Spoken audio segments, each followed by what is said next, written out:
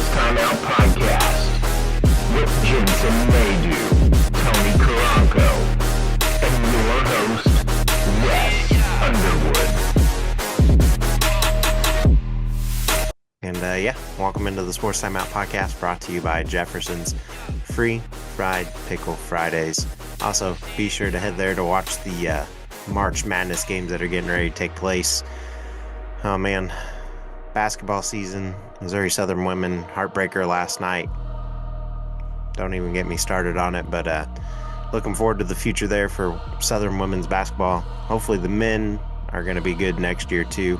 After a few things that Coach McMahon said for the men's side, I'm excited to see the direction that they go and what they do this off season. But yeah, and if you're going to get out there, go to Jefferson's and treat your friends to some wings, grab a drink, celebrate, and enjoy March Madness. Get on over there and do that over at Jefferson's. Then, while you're at it, go check out Robert's Integrative Dentistry in Joplin. If you're looking for a brighter, straighter smile, get on over there today and book that appointment, 417-622-0404. Yesterday, I believe it was like National Dentist Day or something like that. But yeah, shout out to Blake and his family. Good people, good times, great group over there. Get over there, show them your smile. They'll smile right back. And yeah, if all that gets you, then head on over to TeeTime in Webb City when you get done. Play some golf with a friend or some pickleball. Weather's getting nicer. Had a little bit of a scare this week. Winter weather advisory, weird on Tuesday. Tornadoes on Sunday, Monday, you name it. Welcome to the Midwest. Welcome to Missouri. But yeah, those don't intrigue you. Get nice coffee like I do over there and enjoy some sports. Or, get out there, play some golf. Angry Birds is always fun. And yeah, pickleball. They got giant checkers. They got cornhole. That will probably be reintroduced here in a little bit with the nicer weather coming in. And it's a good time for the family. But get on over there, check them out. Before we get started, how's it going? How's everything over there? Down there, I should say. Everything's good. I'm just battling illness, working at a hospital. Man, Um, Rodeo season just kicked off here though. It's a month long. It's always like the beginning of the year. So I went to Reba McEntire's concert on Tuesday. okay, okay.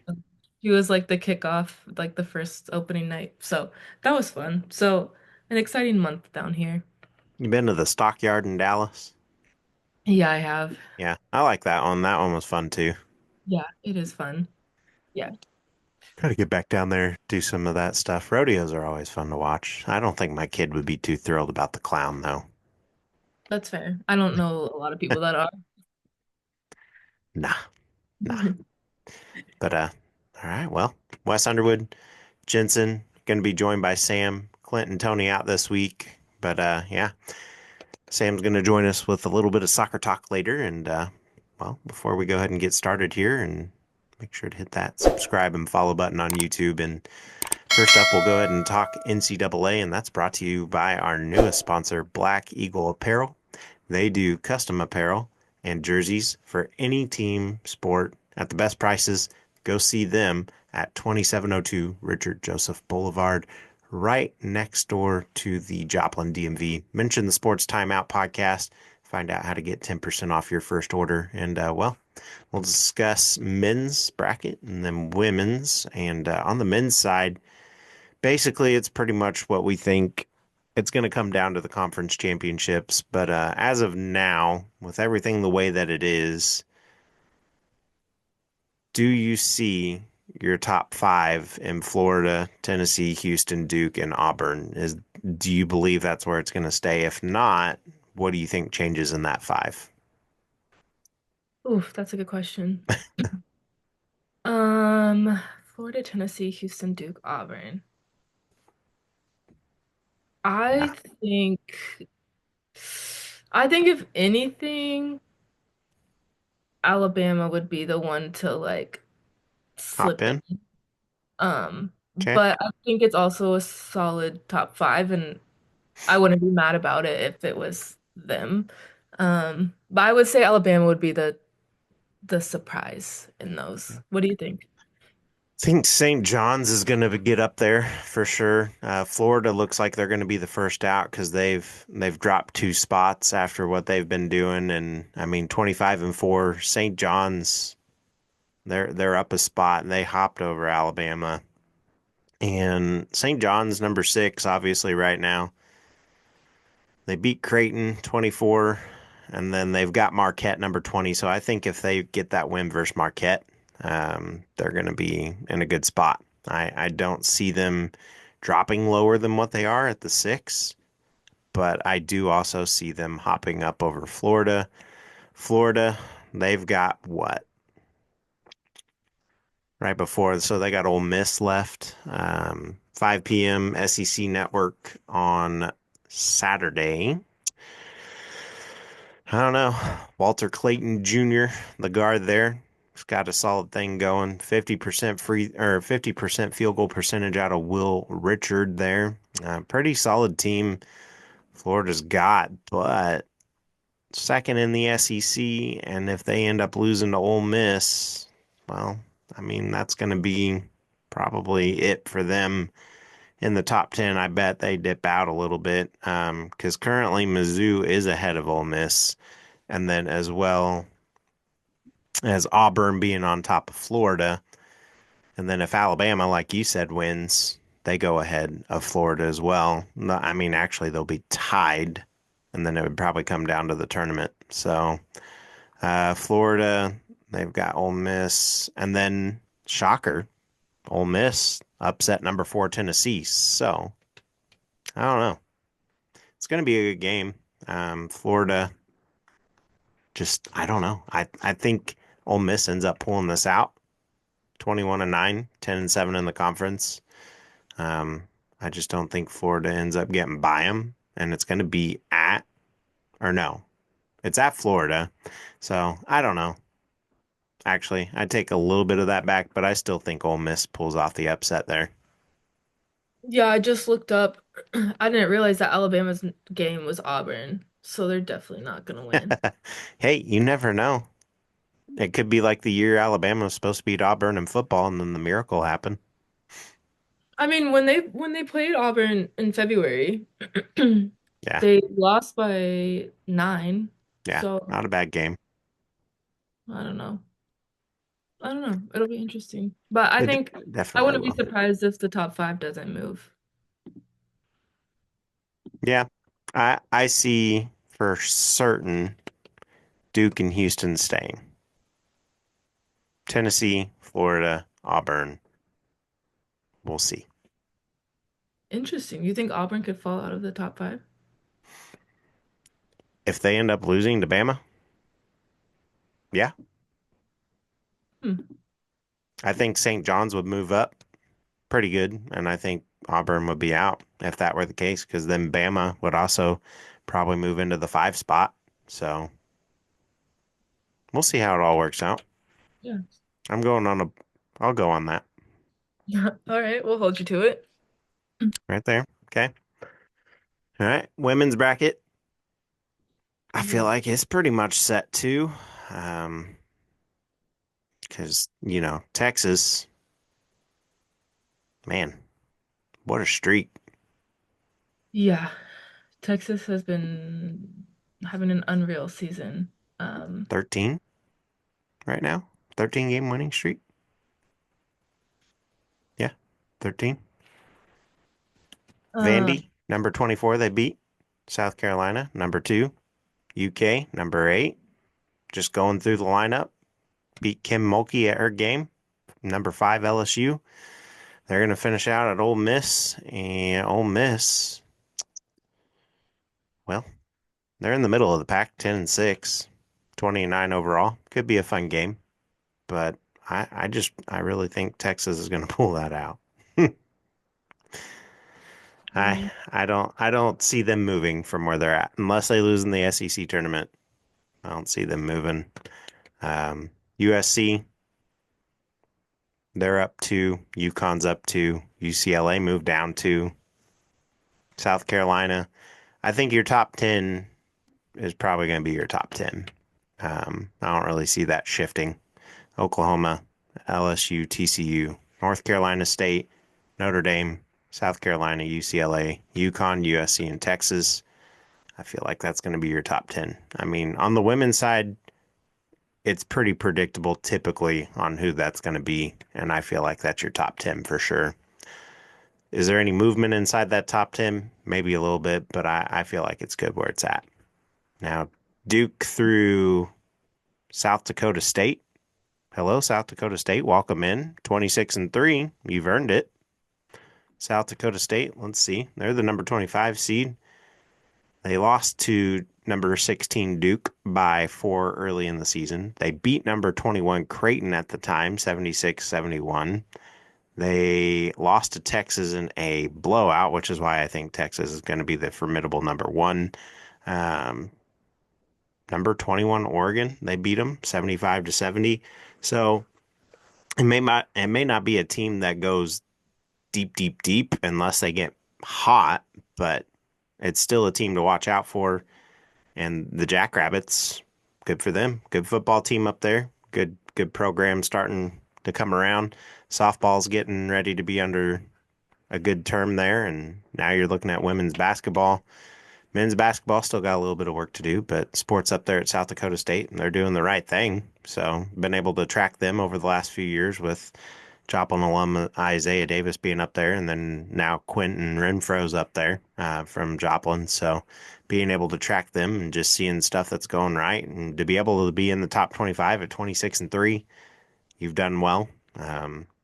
Even in the coaches poll, they're 24. So, but yeah, I think top 10 set, and I think that everything after that could be pretty much mixed up by that time. So, especially with as close as records are for the top 25.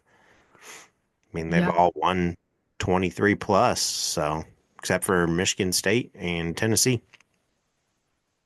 which is crazy. Yeah, very crazy.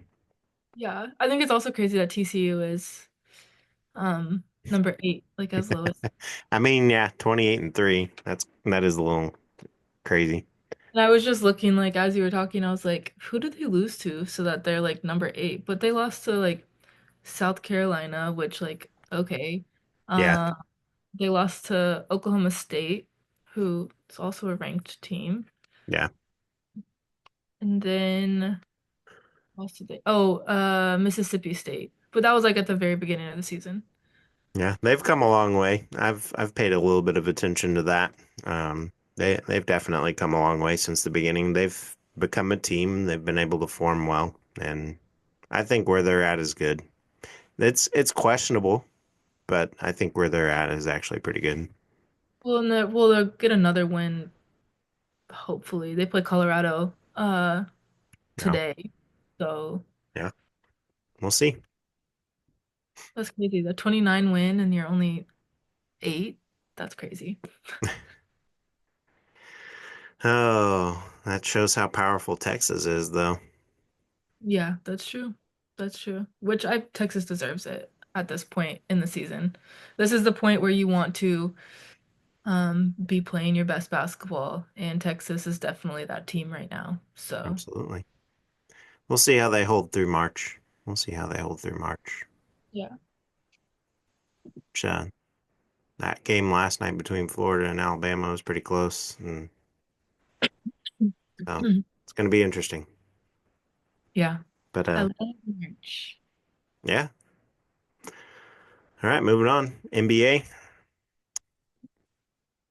Man, we were talking pre-show about how weird it is in the conference shifts and how dominant and then how close one is. And I feel like last year it was the exact opposite. I feel like last year, other than Boston being the number one overall seed, I feel like the Eastern Conference was super close last year, but now it's like not even super close because, you know, 27 and a half wins out of first place currently, and that's the Chicago Bulls. And then everybody after that is like 30 plus wins out. And then over on Oklahoma City Thunder's side, they've still got a chance to be taken out by the 10 seed if the Rocket, or excuse me, if the Mavericks can just win, and 19 and a half out if the Mavericks were to go ahead and just go, who are also on a 3-game losing streak right now. But if they were to go ahead and win out and Oklahoma City ended up losing one or two, then things could get interesting. Do I see that happening? Probably not. But stranger things have happened. Teams have caught fire and then they make their way through and they do some fun, cool things. And, you know, Oklahoma City Thunder should get the 1 seed for sure. And if they don't, something horribly goes wrong because you got the Lakers, the Nuggets, they're 11 back currently with 20 games to go. And then you have the Grizzlies and the Rockets at 13 and 14 back. And then the Warriors and the Timberwolves are really their other threats. Everybody else, I mean, that's a tall order to get to. But, rankings teams are giving the Mavericks a very strong shot at winning 19 to 20 games. So we'll see how it goes. But over in the Eastern Conference, that was your Western Conference. Cleveland, clear number one. They've clinched. Nobody can catch up to them except Boston. And I think so. The 6th seed through up to number one, I think can catch up at this point, but it's getting really thin on the margin there. But the Knicks for sure and the Boston Celtics could definitely get in there. Um, yeah. Any other thoughts there? I mean, I think it'll be interesting with Kyrie out now with the Mavs True. since they're already on the border. I can see them dropping out. Well, and then you get rid of Luca. Still don't understand it other than the money part. But if you're wanting to win, you got to do it. You got to keep him in there. Well, like you've I'm sure you've heard about like they're trying to move to Vegas, like that thing. Yeah, not a So fan. no, I know, but like also like if you make Dallas pissed off, then like you have a better chance of like moving the team to a different city, Yeah, So yeah, I kind of see it like obviously money wise, but like politics too, like working out for those owners' favor. sure. But yeah, now that Yeah. Kyrie's out, don't see Dallas. I see Dallas dropping below 10, to be honest. You do? I think they barely make it. I think they stay at the 10, but we'll see. We'll see But how they go. yeah, I think you covered it nicely. Like I think that Western Conference is so strong this year, and Weird. the Conference is not. Sam's in awe. I also just got a notification that Houston won tonight against the Pelicans. Boom. So there's one game for them. Let's But see. yeah. All right. Well, welcome in, Sam. Just in time. Perfect timing. Go ahead and bring up the logo here. But yeah, gonna move into soccer talk.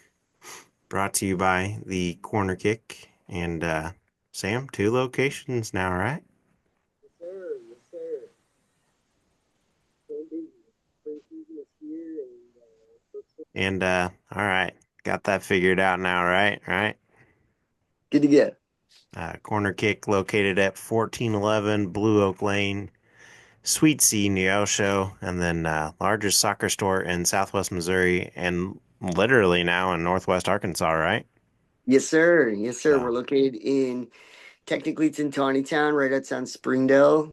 yeah, Can't remember the address off the top of my head. okay, 181 Industrial Circle, something like that. Find us on Facebook, Instagram, TikTok, Google yes, Maps, Apple Maps, all the things. Nice. all right. And well, we'll go ahead and get this started off. 5 things presented by the Children's Mercy Kansas City Sporting KC heads to Washington for a clash with DC United on Saturday. And I mean, just some points that they've pointed out here.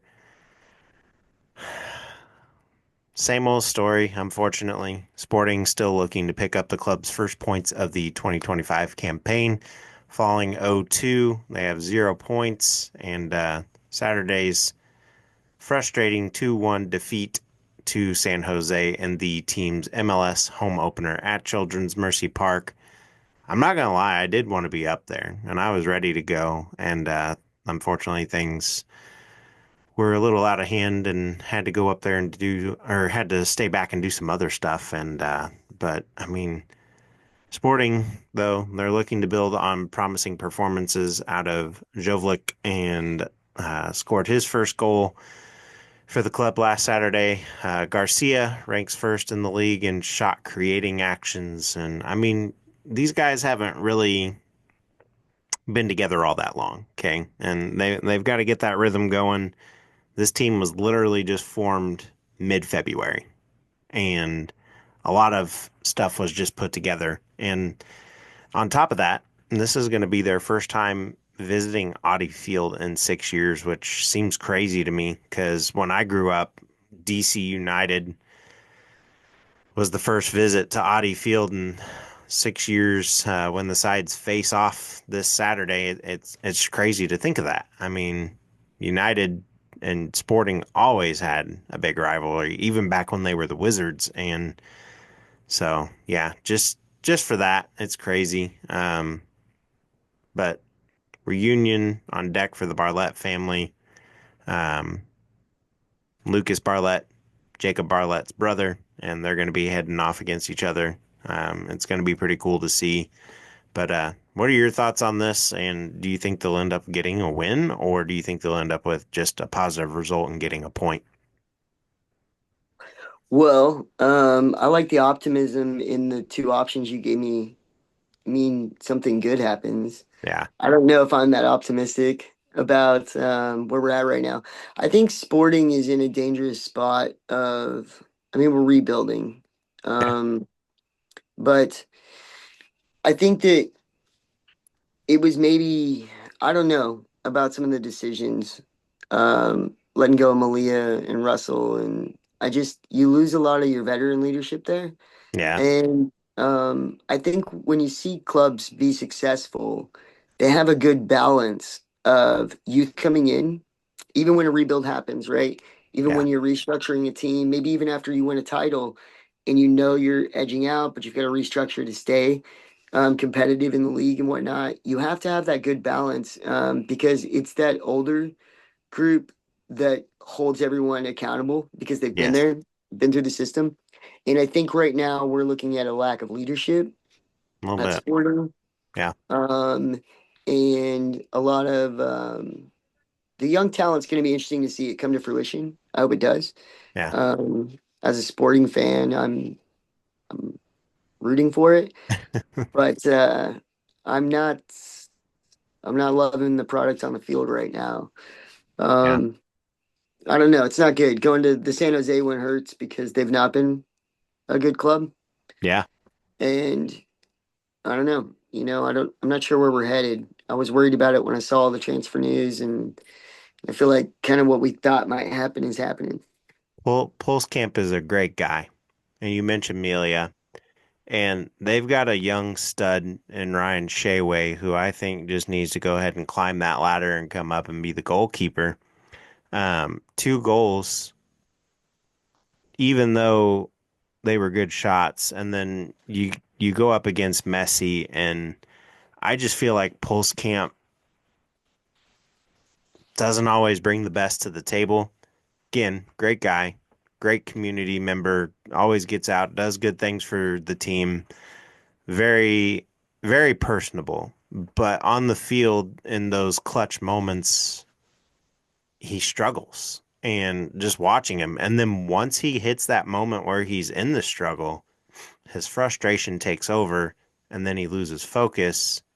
And after a while, they end up scoring again. And then he's able to kind of regain that focus because he's like angry instead of frustrated. And then the anger takes over and it's like, okay, now I'm going to do my job a little bit better.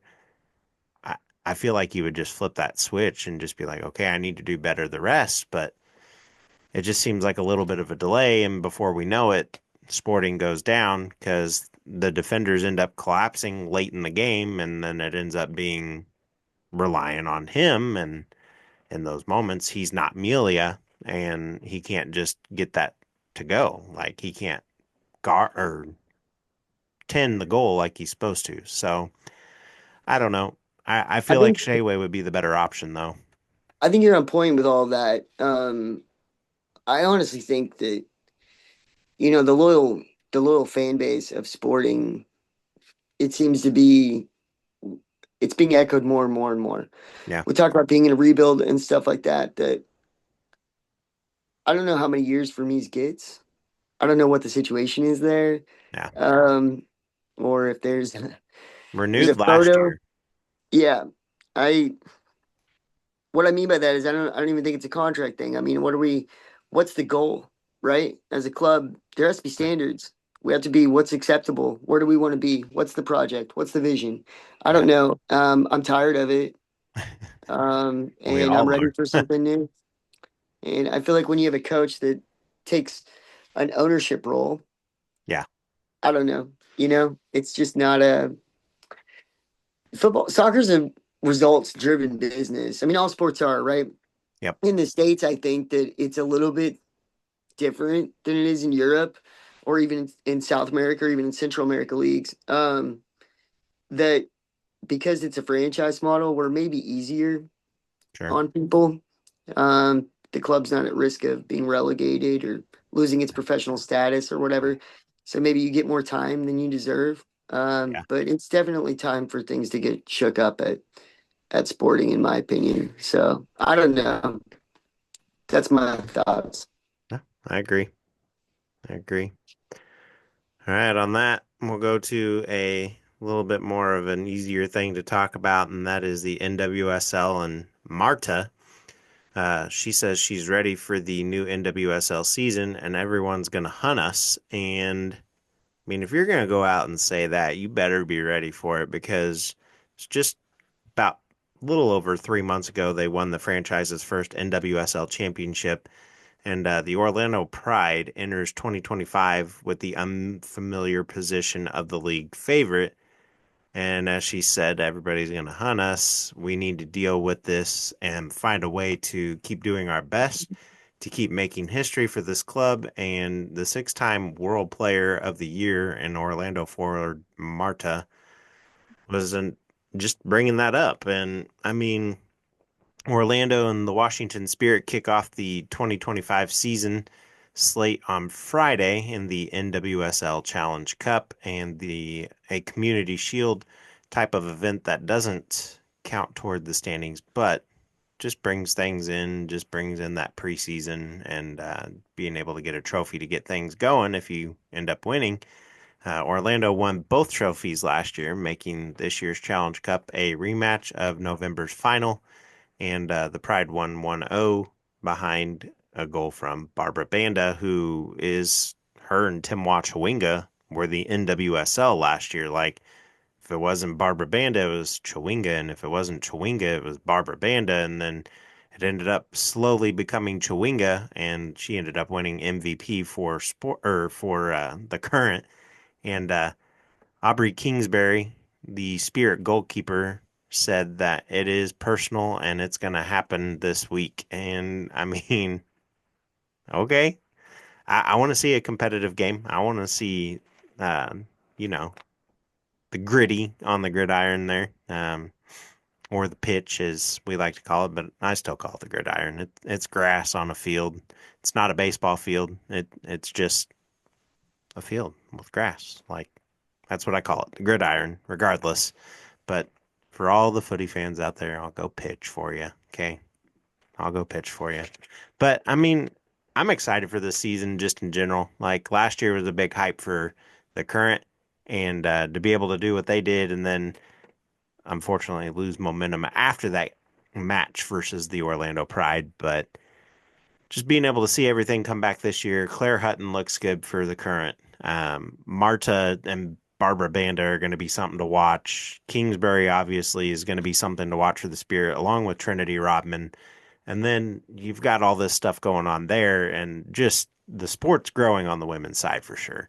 and it's been awesome to watch. And being a part of the ride for the last, I think we're going into year 5. It's kind of an honor to be able to see all this happen and be a part of that last year. And then this year, just to see it continue to fruition for them is going to be something of its own. But just touching on the current, it's the same team, and if Dabinia can stay healthy, and then you got a new goalkeeper in there, I guess it's a little bit different of a team because you're losing AD Franch, kind of like the Amelia for Sporting Kansas City. She was that goalkeeper forever. She was the heart and soul of the team, and then now she's just kind of slowly walked out the door. And then you lose Desi Scott, the destroyer, for a reason. So, but what are your thoughts on the NWSL this season?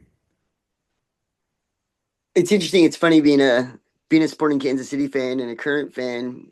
You said when you were transitioning, you were talking. You said it's a little easier to talk about. It's almost like being a fan of the U.S. men's team, and then there's the U.S. women's team that's just successful and awesome and a lot more fun to talk about. So, I don't know. It's Not as funny to draw that frustrating, parallel. yes. Yeah. I think I think current needs to be. I think they need to be up for the fight right out the gate, Oh yeah. because I think that the success that they had last year was fantastic. And you'll see when a club's been around for a while. It happened with like Manchester City in the Champions League. None of us thought that they'd ever win the Champions League, but it happens in progressions, right? And it happens Yep. in all sports. You maybe get to the quarterfinals and you get knocked out. You get to the semifinals, you get knocked out. You get second place in a final, you get knocked out. You get second place, and then the next year you win it. It's all a process, Yeah. right? Then you get the rare one that's a Cinderella story. So for current, I think that it's not a moment to rest on your laurels and be happy with what you had last year and expect the same thing to happen. Yeah. Um, it's all earned on the pitch, and I think they need to come out gunning, play with confidence, to keep their morale really good, and I think they can build on it. But it's an interesting situation for them to be in, to have been so successful the first year out, that I think it can be a catch. I mean, I think you can get caught, if you're Sure. not careful. For Marta, it doesn't surprise me at all. I've watched her career since I was, man, She's I don't she's a know. good trash talker. She's awesome. She's She's just subtle about it. Yeah. Now I remember watching her. It was interesting watching her interview after she lifted the cup. She said this was the most important trophy, Yeah. which is wild when you look at what Marta's won. Um, so that was interesting to me because it was her first. I believe it was her first ever club trophy. Yep. The first time she won with a club team. Mhm. But she's won things with her national team with Brazil, Yeah. which typically when you see players talk about it, that means more. But I love that. It's wild her age, and what she's accomplished and how much fire she still has. It's just proper South American mentality when it comes to football. Like Sure. they just they're different, man. They uh, they come to break legs and 2-footed challenges, and they want it all. It's more than passion. It's religion down Yeah. there, and I love it. I love it. I wish she played for Current. Yeah. So All yeah.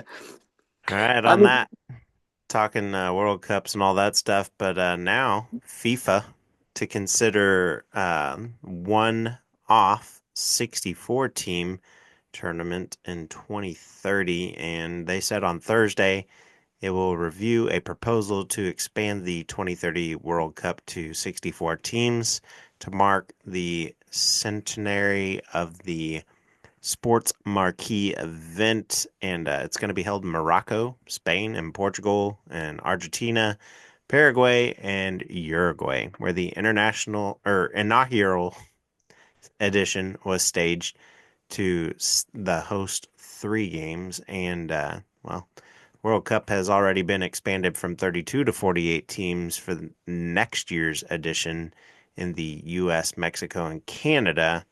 And really excited to see that here in the Midwest, and hoping that we're going to be able to get up there to cover that. And Sam, I know you're going to be giddy if we do. So, oh but yeah. thoughts on this, and what do you think of their idea here? I have a lot of thoughts on this. So going from 32, I think what happens is you water it down.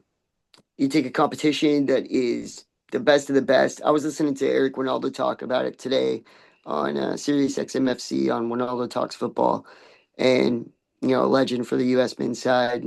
Um, Yeah. First ever goal scorer in the MLS. Scored the inaugural first goal in the MLS back with, maybe Dallas Clash. I don't remember. San Jose Earthquakes. I'm not sure. Long time ago. Um, and he was talking about how in the 90s, 90 and 94, it was 16 teams. I think it Yeah. was 16 teams. And then it went to 32. And 32 was it's a really good model. 32 is right. Going to 48, from FIFA's side. I don't know if you guys have watched much of the FIFA documentaries and stuff on the bribery and all the things. Yeah. That's what it's about, right? I mean, it's just about more games equals more ticket sales equals more money Yeah. equals rich people getting richer. It's not about football. Nobody is, and I mean zero disrespect to the teams that come in 48th or 64th or whatever that join in the World Cup. I don't mean any disrespect to them, but that's not like, when I don't know, when Trinidad and Tobago come in to play against Barbados. Yeah. I don't care. I don't care. I don't want to go watch it. I don't want to see it in 0-0 and be like, why are we? This is not World Cup. This is not the Their level. fans care. Come on. Good and awesome, and it'll be historic. They'll be first out. So I don't know. Let's It go to Greenland, right? Yeah, yeah, we could talk about that too. I think that I think there's a whole nother thing to talk about here with the Centurion Cup. 1931 World Cup was held in Uruguay. Yeah. And it's a joke that FIFA is starting the games off in 2030 there with they get a game, Bolivia gets a game, and I think Argentina gets a game. Yeah. And then it's off across the Atlantic Ocean we go to do the rest of the tournament. I mean, I just think it's kind of a slap in the face of not giving the World Cup to a South American country. They should give it to Uruguay. Yeah. They should. I mean, they deserve it. They're always an excellent team. Yeah. And there's something to even it being in the US and Mexico and Canada. I mean, it's cool because we're here, but I think when you think about the spectacle, a lot of people were against it being in Qatar, but Qatar maybe was one of the best World Cups ever Yeah. because all 10 stadiums were within 10 miles of each other. Yep. You could go watch 2 games in a day. How much better does it get? From a spectacle perspective, what I mean by that is as a team, you got a hotel and you stayed there for a month or however long you were in the tournament. So you're rested, you're prepared, you're comfortable, you're situated. Here, you might play in the US, Mexico, Canada 26 World Cup. You very well could play every one of your group games in a different time zone. Yeah, sure. So you've Yep. got jet lag happening, you've got, all sorts of things. And I don't think it creates the best environment for top level athletes to play their best. And then when you talk about the 2030 World Cup, it's not just being hosted in 3 different countries like it is here. It's on 3 different continents. Yeah. It's in South America, Africa, and Europe. It's insane. Yep. What are we doing? I don't know. They're doing what they want to do. Yeah, it's about the money. Yep. So I think the coolest thing about the World Cup is that it proves football crosses all major issues: Yes. race, religion, wealth, classes, all the things, politics. It all just goes away when football starts.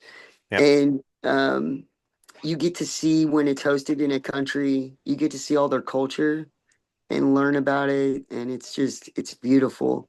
Yeah. And I think when you get away from those things, we lose something special. So I'm not a fan. That's my opinion. I'm not a fan of any of it. Yeah, rightfully so. All right. On that note, we'll head into the local sports update brought to you by Ghetto Tacos on Fridays. Get 10% off burritos all day long And they do close at 8 p.m. Located at 536 Northeast Street, Webb City, Missouri. Go get some drive-through food there or go dine in. Good atmosphere over there. Carletta and Marcus, get on over there and see them. 417-717-1261. And hope you all get those orders in for your Friday night. Or, again, just head on over there. And best food truck, they ended up getting the best shop in town. So go get that. And also, they're still doing Grab a Shirt for sale that they've got there. Money will go towards Webb City Cares. So, yeah, help them out with that. And on that note, we head to Missouri Southern softball. They head to Newman to take on the Jets. Game 1 today at 2 p.m. and then again at 4 p.m. And then on Saturday, they head to UCO for a game doubleheader there. 1 p.m. first pitch, and then again at 3 p.m. For baseball, they head to Fort Hays State. They will play tomorrow at 3, then on Sunday at 12, and Monday they will play at 1 p.m. And on that, we'll head to the 2-minute warning brought to you by Trackside Burgers. They're open at 1515 West 10th Street.